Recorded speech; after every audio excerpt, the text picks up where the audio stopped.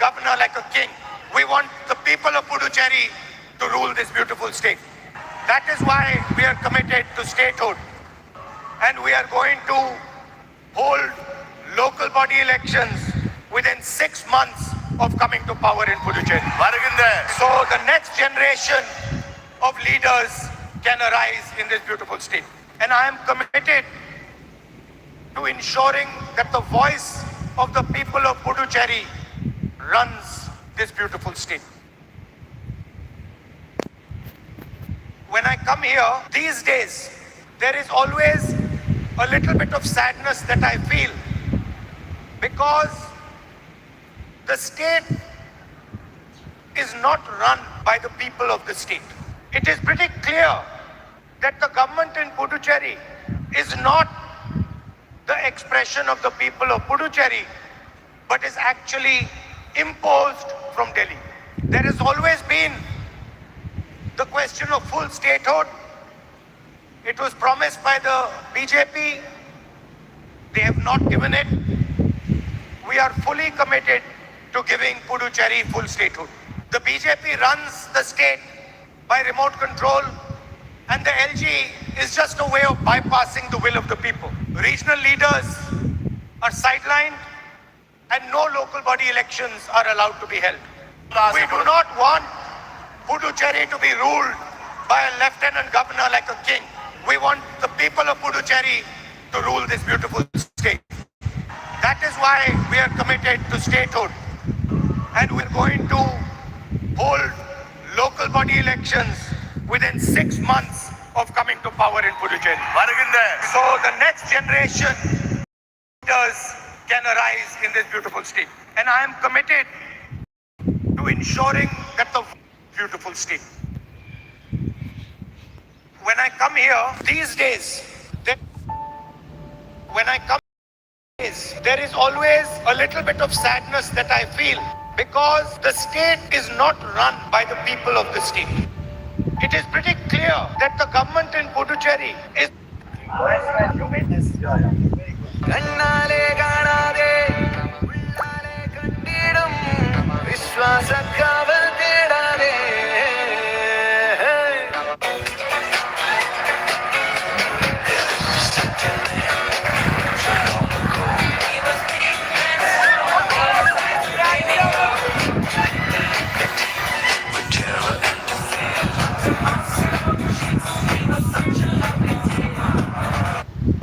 അന്തിമമായ പോരാട്ടത്തിൽ പാലക്കാട് ഉണ്ടാകും. സർവകാല റെക്കോർഡ് എടുത്തുകൊണ്ട് ഐക്യജനാധിപത്യ മുന്നണി നടത്തുന്ന മുന്നേറ്റത്തിന് ആവേശം പകർന്നുകൊണ്ട് ഇവിടെ എത്തിച്ചേർന്ന ശ്രീ രാഹുൽ ഗാന്ധിയെ ഒരിക്കൽ കൂടി ഈ പൊതുസമൂഹത്തിന് വേണ്ടി പാലക്കാടിന് വേണ്ടി പ്രത്യേകമായി സ്വാഗതം ചെയ്തുകൊണ്ട് നിങ്ങൾക്ക് എല്ലാവർക്കും അഭിവാദ്യങ്ങൾ നേർന്നുകൊണ്ട് എന്റെ വാക്കുകൾ ചുരുക്കുന്നു. നന്ദി, നമസ്കാരം, ജയ് ഹിന്ദ്.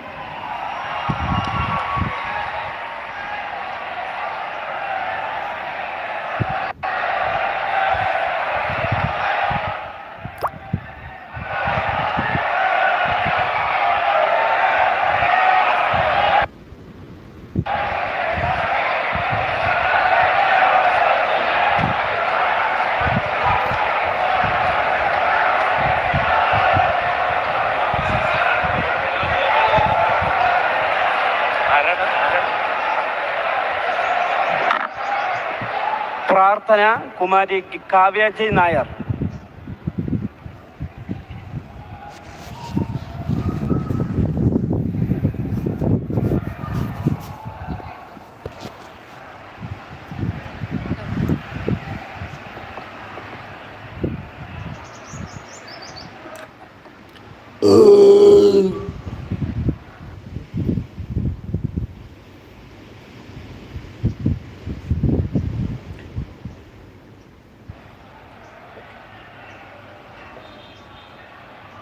വന്ദേ മാതരം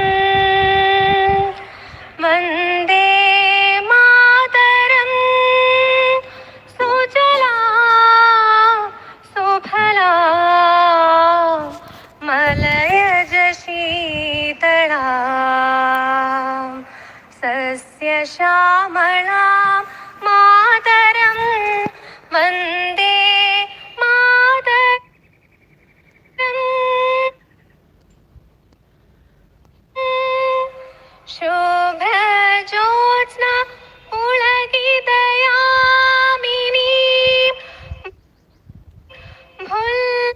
നമ്മുടെ പ്രിയങ്കരനായ മദ്രാസിലെ ശ്രീ പെരുമ്പത്തൂരിൽ വിഘടനവാദ കടത്ത ബോംബാക്രമണത്തിൽ പിടഞ്ഞു വീണ് മരിച്ച രാജീവ് ഗാന്ധിയുടെ പ്രിയപ്പെട്ട പുത്രൻ രാഹുൽ ഗാന്ധി കടന്നു വന്നിരിക്കുന്നു. അദ്ദേഹത്തെ ഏവർക്കും വേണ്ടി ഹൃദയം നിറഞ്ഞ അഭിവാദ്യങ്ങൾ നേർന്നുകൊണ്ട് നിർത്തുന്നു. നന്ദി, നമസ്കാരം. നമുക്ക് നമ്മുടെ യോഗം ആരംഭിക്കാം. ഈ ചടങ്ങിനെ സ്വാഗതം ആശംസിക്കുന്നതിന് വേണ്ടി ബ്ലോക്ക് കോൺഗ്രസ് കമ്മിറ്റിയുടെ പ്രസിഡന്റും ക്യാമ്പയിൻ കമ്മിറ്റിയുടെ ചെയർമാനുമായ അഡ്വക്കേറ്റ് CB രാജീവിനെ ക്ഷണിക്കുന്നു. We most humbly and proudly welcome the one and the only leader of Indian National Congress, Rahul ji. One word as to our candidate, Ajay Mohan, very gentle, pious, and son of former MLA and former Guruvayur Devasum chairman. And he was the student of nearby Sri Krishna College, Guruvayur, with immense friendship and familiar with Kundangulam, who took hearts of Kundangulam, and a man with clean hands. And God gave him the assignment to save Kundangulam from a corrupt politician, opponent who faced the worst allegations of misappropriation of courts, which put the depositors to death in a Karivannur cooperative bank. And I sincerely and humbly introduce our proud candidate, PT Ajay Mohan. And again, we welcome the one and the only leader of Indian National Congress, Rahul ji, and DCC President, Advocate Joseph Tajet, and all other dignitaries and participants of this August Assembly at Kundangulam. I invite Honorable Leader Rahul ji to deliver his speech.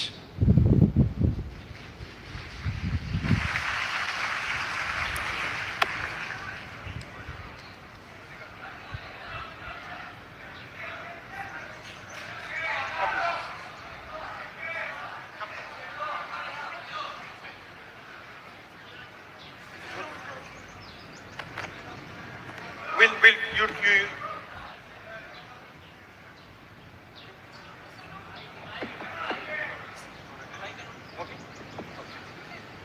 Deepa Das Munshi ji, Sridhar Babu ji, Joseph ji, senior leader, UDF leaders on the dais, party workers, candidates, T.N. Pratapan, Ajay Mohan ji, Rashid ji, P.N. Vyashak ji, Rajan ji, Shaji K ji, Sunil Lalur ji, Sivan Natika ji, brothers and sisters, I'd like to welcome all of you here today. വേദിയിലിരിക്കുന്ന ഐക്യജനാധിപത്യ മുന്നണിയുടെ പ്രവർത്തകരെ, മുതിർന്ന നേതാക്കളെ, സ്ഥാനാർത്ഥികളെ, കോൺഗ്രസ് പാർട്ടിയുടെയും ഐക്യജനാധിപത്യ മുന്നണിയുടെയും പ്രവർത്തകരെ, സഹോദരി സഹോദരന്മാരെ, നിങ്ങളെ എല്ലാവരെയും ഈ യോഗത്തിലേക്ക് ഞാൻ സ്വാഗതം ചെയ്യുന്നു. Have you noticed that there is a ad campaign, left front ad campaign, which shows the chief minister and asks the question, who else? നിങ്ങൾ ഇവിടെ ശ്രദ്ധിച്ചിട്ടുണ്ടോ? ഇടതുപക്ഷ ജനാധിപത്യ മുന്നണിയുടെ പരസ്യ പ്രചരണവും പരസ്യ ബോർഡുകളും, അതിൽ മുഖ്യമന്ത്രിയുടെ പടമുണ്ട്, എന്നിട്ട് ചോദിക്കും മറ്റാരുണ്ട് എന്ന് ചോദിക്കുന്ന പ്രചരണം നിങ്ങൾ ശ്രദ്ധിച്ചിട്ടുണ്ടോ? Have they seen this campaign? നിങ്ങൾ ഇത് കണ്ടിട്ടുണ്ടോ ഈ പ്രചരണം? Not yet. Okay. Because there are billboards across Kerala with chief minister's face saying, who else? അതെന്താണെന്നറിയോ? Keralam മുഴുവൻ പരസ്യ ബോർഡുകളുണ്ട്, മുഖ്യമന്ത്രിയുടെ മുഖമുള്ള, എന്നിട്ട് ചോദിക്കാണ് മറ്റാരുണ്ട് എന്ന് ചോദിക്കുന്നത് Keralam മുഴുവനുണ്ട്. As if there is nobody else who can lead Kerala except one man. ഈ ഒരു മനുഷ്യനല്ലാതെ കേരളത്തെ നയിക്കാൻ വേറെ ആരും ഇല്ല എന്നുള്ള രീതിയിലാണ് ഈ ചോദ്യം ചോദിക്കുന്നത്. Imagine there in Delhi there is a man who thinks there is nobody who can lead India other than him, called Modi, and in Kerala there's a fellow who thinks there is nobody in Kerala who can lead Kerala except him. നിങ്ങളൊന്ന് ചിന്തിച്ചു നോക്കിയാ, ഡൽഹിയിൽ ഒരു മനുഷ്യനുണ്ട്, മോദി എന്നുള്ള പേരുള്ള മനുഷ്യൻ, എനിക്കല്ലാതെ ഈ രാജ്യത്തെ നയിക്കാൻ വേറെ ആർക്കും കഴിയില്ല എന്ന് ചിന്തിക്കുന്ന ഒരു മനുഷ്യൻ. അതുപോലെ നിങ്ങളുടെ കേരളത്തിലുണ്ട്, ഞാനല്ലാതെ വേറെ ആർക്കും കേരളത്തെ നയിക്കാൻ കഴിയില്ല എന്ന് ചിന്തിക്കുന്ന ഒരു മനുഷ്യൻ. Look at the arrogance in these people. ഈ ആളുകളുടെ ധാർഷ്ട്യം ഒന്ന് നിങ്ങൾ നോക്കിക്കേ.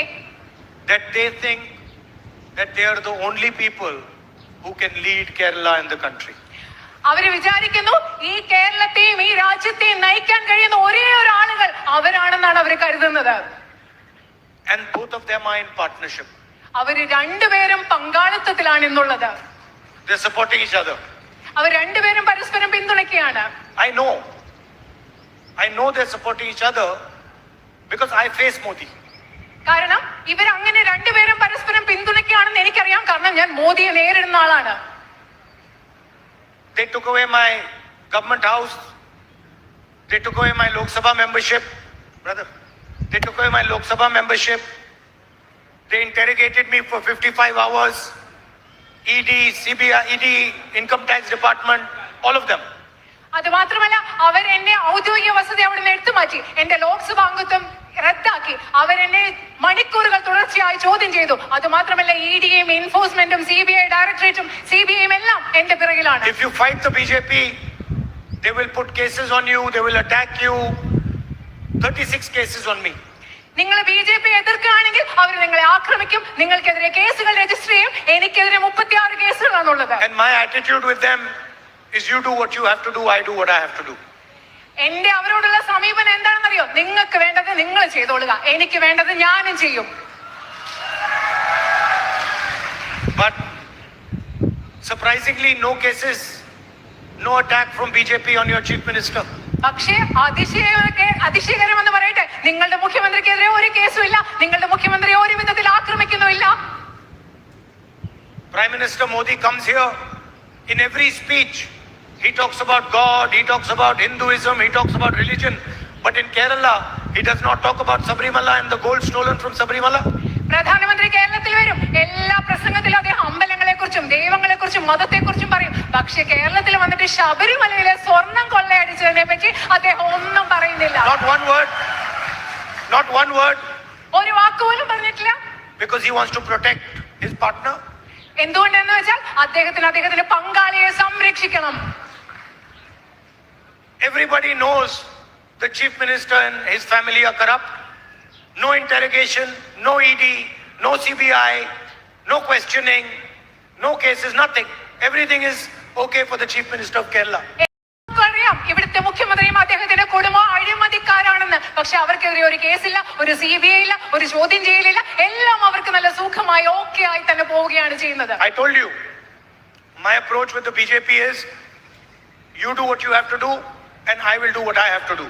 ഞാൻ നിങ്ങളോട് നേരത്തെ പറഞ്ഞു, എനിക്ക് BJPയോടുള്ള സമീപനം എന്താണെന്ന് വെച്ചാൽ നിങ്ങൾക്ക് വേണ്ടത് നിങ്ങൾ ചെയ്തോളൂ, എനിക്ക് വേണ്ടത് ഞാനും ചെയ്യും. And approach of your chief minister is you tell me what to do. പക്ഷെ നിങ്ങളുടെ മുഖ്യമന്ത്രിയുടെ സമീപനം BJPയോട് എന്താണെന്ന് അറിയാമോ? ഞാൻ എന്താ ചെയ്യേണ്ടതെന്ന് നിങ്ങൾ പറയൂ എന്നാണ് ഇവിടുത്തെ മുഖ്യമന്ത്രി BJP. Donald Trump controls Narendra Modi. നരേന്ദ്രമോദിയെ നിയന്ത്രിക്കുന്നത് ഡൊണാൾഡ് ട്രംപ് ആണ്. How do I know? Because Narendra Modi signed the US-India deal.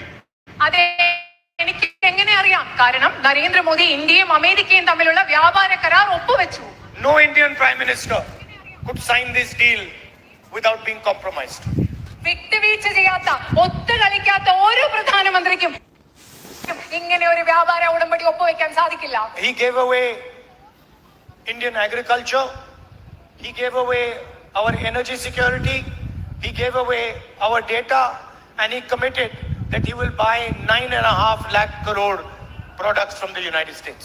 ഇന്ത്യയുടെ കാർഷിക മേഖല അമേരിക്കയ്ക്ക് നൽകി, ഇന്ത്യയുടെ മുഴുവൻ ഡേറ്റയും വിവരശേഖരവും അമേരിക്കയ്ക്ക് നൽകി, ഇന്ത്യയുടെ മുഴുവൻ ഊർജ്ജ സുരക്ഷയും അമേരിക്കയ്ക്ക് നൽകി. അത് മാത്രമല്ല ഓരോ വർഷവും 9.5 ദശലക്ഷം രൂപയുടെ ഉൽപ്പന്നങ്ങൾ അമേരിക്കയിൽ നിന്ന് വാങ്ങിക്കൊള്ളാം എന്ന് ഉറപ്പും നൽകി.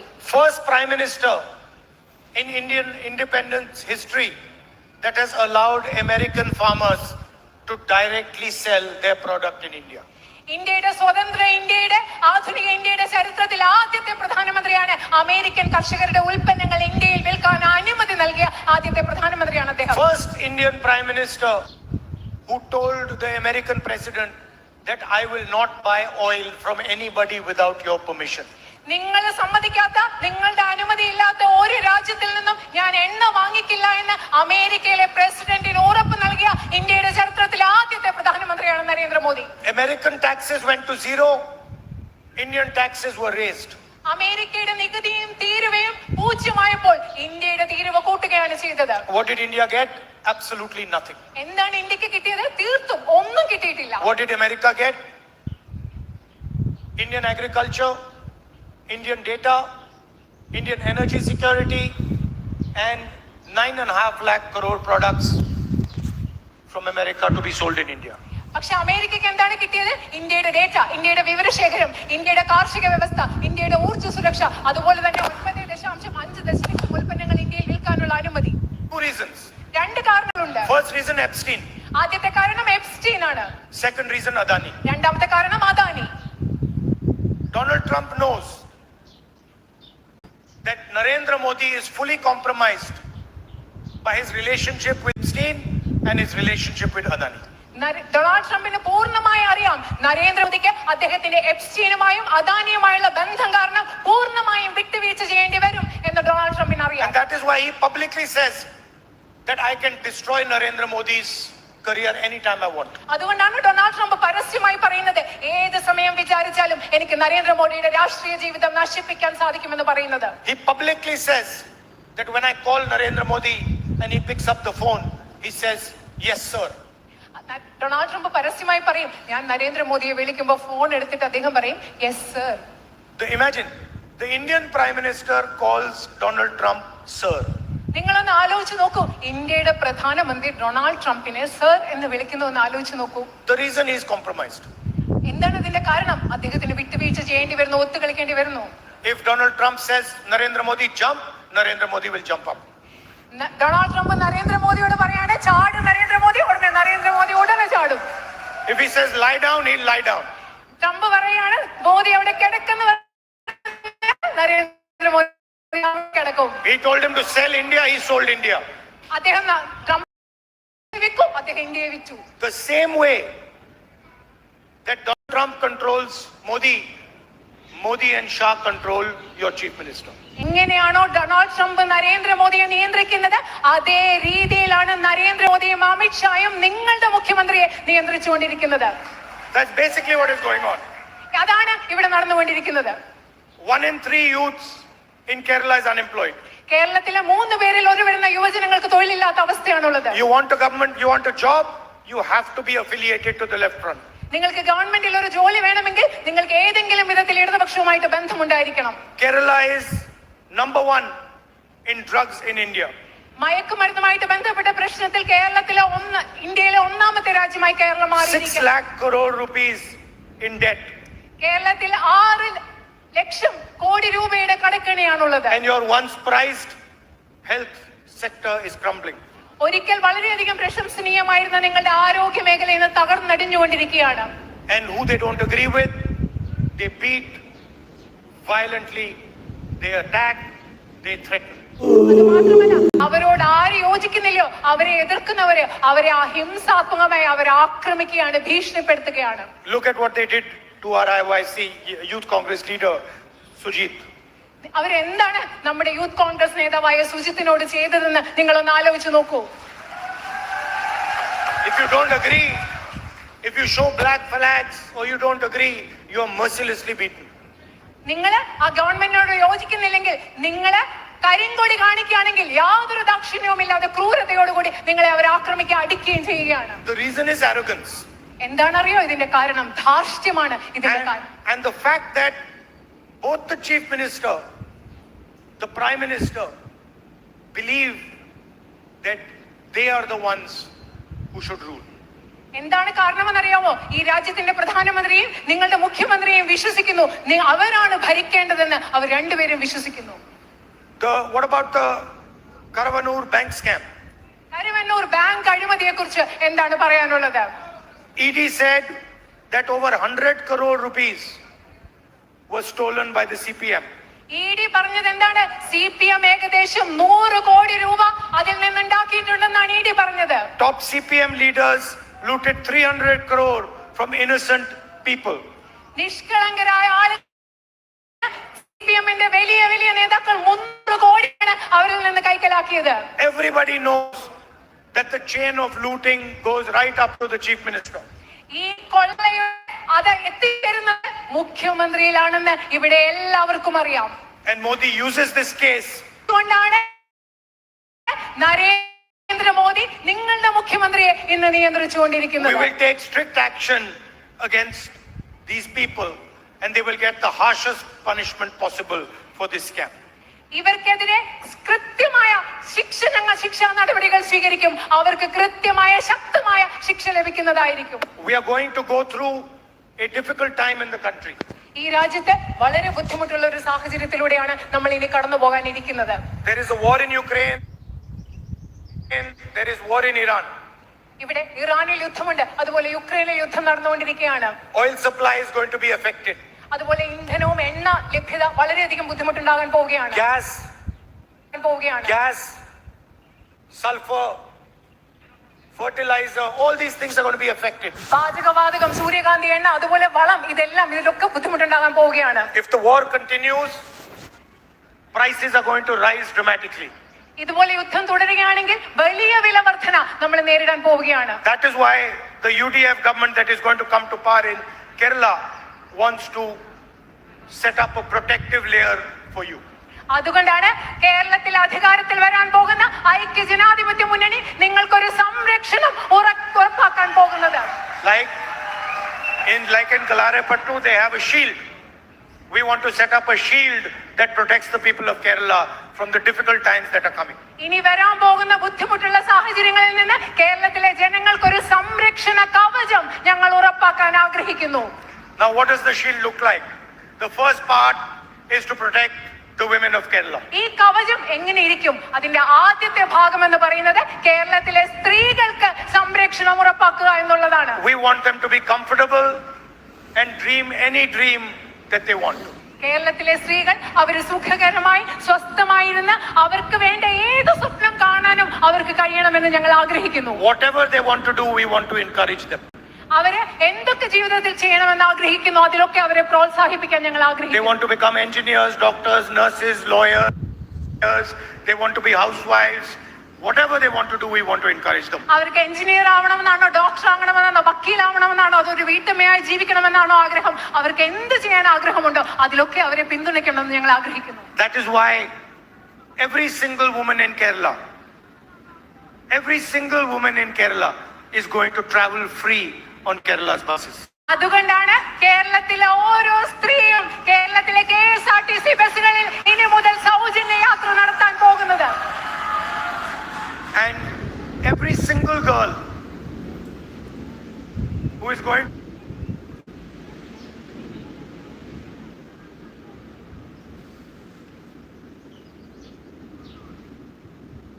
to college, who's going to university, is going to be given 1,000 rupees a month to support her and to help her. അത് മാത്രമല്ല കേരളത്തിലെ കോളേജിലും സർവകലാശാലയിലും പോകുന്ന ഓരോ പെൺകുട്ടിക്കും പിന്തുണ നൽകുന്നതിന് വേണ്ടി പ്രതിമാസം 1000 രൂപ ആ പെൺകുട്ടികൾക്ക് ഞങ്ങൾ നൽകുന്നതായിരിക്കും. In turbulent times, senior citizens struggle the most. ഏറ്റവും ബുദ്ധിമുട്ടുള്ള സമയങ്ങളിൽ ഏറ്റവും അധികം കഷ്ടപ്പാട് അനുഭവിക്കുന്നത് നമ്മുടെ നാട്ടിലെ പ്രായമായ മനുഷ്യരാണ്. That is why we are going to increase their pension to 3,000 rupees and have a dedicated ministry that looks after their issues. അതുകൊണ്ടാണ് അവരുടെ പെൻഷൻ 3000 രൂപയായി വർദ്ധിപ്പിക്കാനും അവരുടെ കാര്യങ്ങൾ നോക്കുന്നതിന് വേണ്ടി ഒരു പ്രത്യേകമായ വകുപ്പ് അവർക്ക് വേണ്ടി ആരംഭിക്കാനും ഞങ്ങൾ പോകുന്നത്. Brain drain is a serious issue in Kerala and we want to impact it. കേരളത്തിൽ മസ്തിഷ്ക ചോർച്ച, ഇവിടെ നിന്ന് ആളുകൾ പുറത്തു പോകുന്നത് മൂലം ഉണ്ടാകുന്ന പ്രശ്നങ്ങൾ ഒരു വലിയ ഗുരുതരമായ പ്രശ്നമാണ്. That is why every single young person who wants to start a business, who wants to become an entrepreneur, regardless of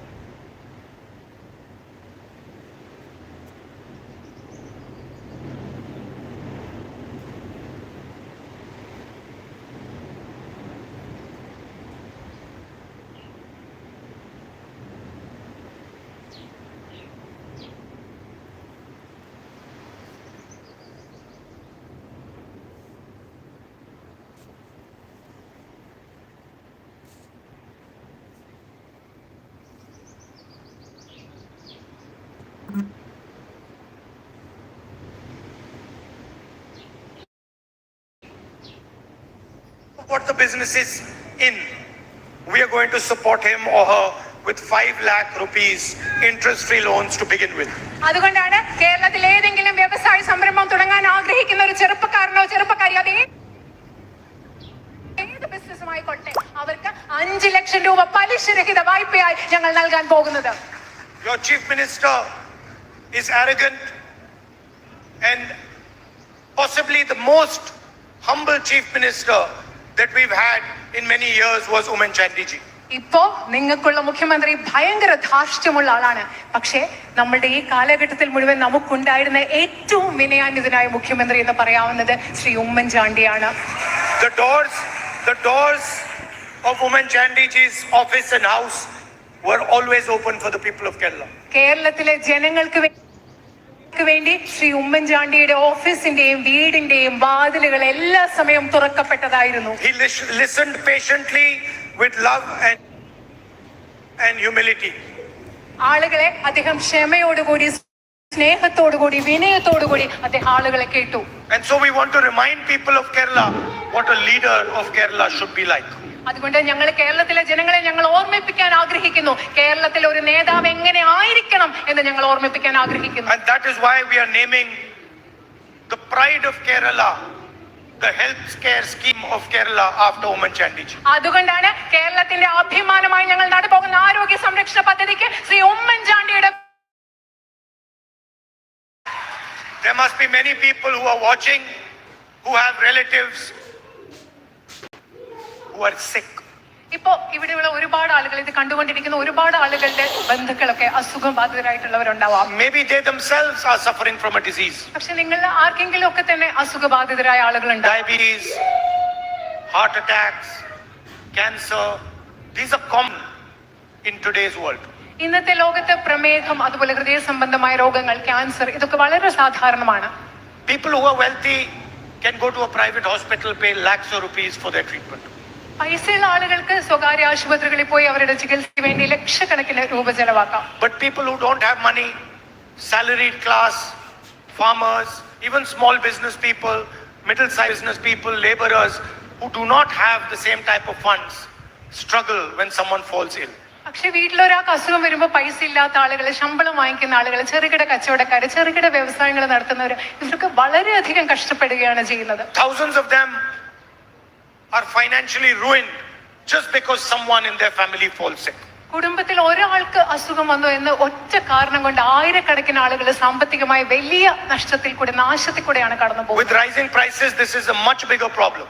വില കൂടുന്നതനുസരിച്ച് ഇതൊരു വലിയ ഗുരുതരമായ പ്രശ്നമായി മാറിയിരിക്കുകയാണ്. And that is why we are committed to providing every single family in Kerala with health insurance of 25 lakh rupees. അതുകൊണ്ടാണ് കേരളത്തിലെ ഓരോ കുടുംബത്തിനും 25 ലക്ഷം രൂപയുടെ സൗജന്യ ആരോഗ്യ ഇൻഷുറൻസ് ഞങ്ങൾ നടപ്പിലാക്കാൻ പോകുന്നത്. So that you do not have to see your relatives, your parents, your brothers and sisters suffer, so that you have protection against bad health. അതായത് ആരോഗ്യം മോശമാകുന്ന അവസ്ഥയിൽ നിങ്ങളുടെ ബന്ധുക്കളോ സുഹൃത്തുക്കളോ ഒന്നും കഷ്ടപ്പെടുന്നത് നിങ്ങൾക്ക് കാണേണ്ടി വരുന്ന ഒരവസ്ഥയില്ല. നിങ്ങൾക്ക് സംരക്ഷണം ഉറപ്പാക്കും. അതിനുവേണ്ടിയാണ് ഈ പദ്ധതിയുമായി ഞങ്ങൾ മുൻപോട്ട് വരുന്നത്. And these things I have mentioned, these are just the starting point. ഞാൻ പറഞ്ഞ ഈ കാര്യങ്ങളൊക്കെ ഞങ്ങളുടെ വെറും ഒരു തുടക്കം മാത്രമാണ്. We want to give you a government that is responsive, that is compassionate, that listens to the people of Kerala. കേരളത്തിലെ ജനങ്ങളെ കേൾക്കുന്ന, കേരളത്തിലെ ജനങ്ങളോട് സഹാനുഭൂതിയുള്ള, കേരളത്തിലെ ജനങ്ങളുടെ ആവശ്യത്തോട് പ്രതികരിക്കുന്ന ഒരു ഗവൺമെന്റ് ഞങ്ങൾ നിങ്ങൾക്ക് നൽകാൻ ആഗ്രഹിക്കുന്നു. This is the spirit of Kerala. This is what I have learned from you. ഇതാണ് കേരളത്തിന്റെ ചൈതന്യം, തനിമ എന്ന് പറയുന്നത്. ഇതാണ് ഞാൻ നിങ്ങളിൽ നിന്ന് പഠിച്ചതും. I was member of parliament here for 5 years and I saw the respect with which you treat each other, the kindness in Kerala society. ഞാൻ നിങ്ങളുടെ പാർലമെന്റ് അംഗമായിരുന്നു, ജനപ്രതിനിധിയായിരുന്നു 5 വർഷം. ഞാൻ കണ്ടു എങ്ങനെയാണ് പരസ്പര ബഹുമാനത്തോടുകൂടി, ദയയോടുകൂടി നിങ്ങൾ പരസ്പരം അങ്ങോട്ടും ഇങ്ങോട്ടും പെരുമാറുന്നതും ആളുകളെ പരിഗണിക്കുന്നതുമെന്നും. Kerala nurses are known everywhere in the world. ഈ ലോകം മുഴുവൻ മലയാളികളായ നഴ്സുമാരെ കുറിച്ച് അറിയാം. Why does everybody like them? എന്തുകൊണ്ടാണ് എല്ലാവരും അവരെ ഇഷ്ടപ്പെടുന്നത്? Not because of their technical capability. അവരുടെ സാങ്കേതികമായ അറിവും പരിജ്ഞാനവും കൊണ്ട് മാത്രമല്ല, Many nurses have technical capability. അവർ ചെയ്യുന്ന ജോലിയിൽ മിടുക്കരായ ഒരുപാട് നഴ്സുമാരുണ്ട്. People like the nurses from Kerala because they have compassion. എന്തുകൊണ്ടാണ് മലയാളി നഴ്സുകളെ ആളുകൾക്ക് ഇഷ്ടപ്പെടുന്നതെന്ന് അറിയുമോ? കാരണം അവരുടെ ഉള്ളിൽ സഹാനുഭൂതിയുണ്ട്. Because they are sensitive. അവര് വളരെയധികം സംവേദനക്ഷമതയുള്ളവരാണ്. And because they do not see different religions, different castes, different communities, gender. They see the human being they're treating. കാരണം അവര് കാണുന്നത് വിവിധ മതങ്ങളല്ല, വിവിധ ജാതിയല്ല, വിവിധ ലിംഗപദവിയിലല്ല. അവരുടെ മുൻപിൽ വരുന്നവർ അവർ കാണുന്നത് മനുഷ്യനെ മാത്രമായതാണ്. And that is what Kerala teaches us. അതാണ് കേരളം നമ്മളെ പഠിപ്പിക്കുന്നത്. Here locally you used to have a famous printing and stationery industry. നിങ്ങൾക്ക് ഇവിടെ പ്രാദേശികമായി പ്രിന്റിംഗ് ആൻഡ് സ്റ്റേഷനറി വ്യവസായം നിങ്ങൾക്കുണ്ടായിരുന്നു. It supported generations of families. കുടുംബങ്ങളെ തലമുറകളെ പിന്തുണച്ചിരുന്ന ഒരു And വ്യവസായമായിരുന്നു now അത്. it is struggling because of the neglect of the LDF. ഇത് ഇന്ന് വളരെയധികം ബുദ്ധിമുട്ടുകൊണ്ടിരിക്കുകയാണ് ആ വ്യവസായം. We are fully committed to once again helping restore this industry to its prior glory. LDFന്റെ അവഗണന മൂലം ബുദ്ധിമുട്ടിക്കൊണ്ടിരുന്ന ഈ വ്യവസായത്തെ അതിന്റെ പണ്ടുണ്ടായിരുന്ന മഹത്വം പുനഃസ്ഥാപിക്കാൻ ഞങ്ങൾ പ്രതിബദ്ധതയുള്ളതാണെന്ന് ഉറപ്പു നൽകുന്നു. I'd like to thank everybody for coming here and listening to me. Thank you very much. Namaskar. ഇവിടെ നിങ്ങൾ എല്ലാവരും വന്നതിനും എന്നെ ശ്രദ്ധിച്ചതിനും ഞാൻ നിങ്ങളോട് നന്ദി പറയുന്നു. വളരെയധികം നന്ദി. All the നമസ്കാരം. candidates